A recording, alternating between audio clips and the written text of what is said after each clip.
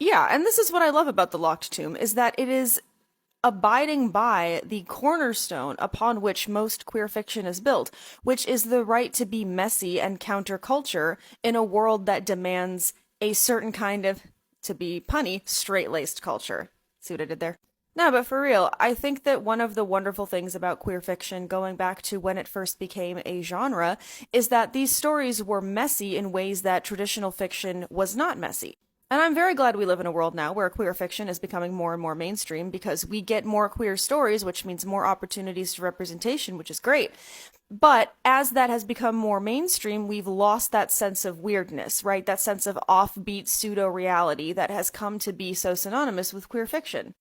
Queer people, unlike their straight counterparts, have historically been given permission by their community and given themselves permission to be messy. Because that's what happens when you live your life outside of a binary, right? When the binary ceases to exist, there's going to be mess, and mess is not a bad thing. And I think that it's a very heteronormative thing to think that mess equals bad because, yeah, some family dynamics, just as an example, are messy and that is a bad thing. Think terrible divorces, broken families. But sometimes a messy family unit that looks like three parents and their two children and a really chaotic household, that's not a bad thing. It might look messy because it's not heteronormative, but it's not a bad thing. So going back to the locked tomb, right? Like, yeah, every single person in this story is messy. Every single person in this story is fucked up. And lots of people in the story are also queer. And as much as I make jokes about disaster lesbian hero Harknonagesimus or the most chaotic bisexual to ever exist, John Gaius, I do appreciate that in Tamsyn's series, the queerness is not this underlined in red highlighted thing, despite what the taglines and the reviews may say.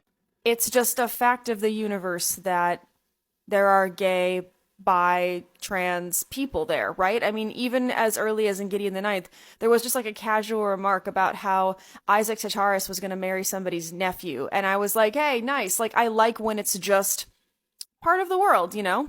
That's not to say that we don't need books that underscore the existence of queerness. We absolutely do. But I'm very glad that Tamsyn chose to write it this way because it removes some of that inherent expectation of sweet, clean, fluffy romance, right? Because that's what the heteronormative world expects.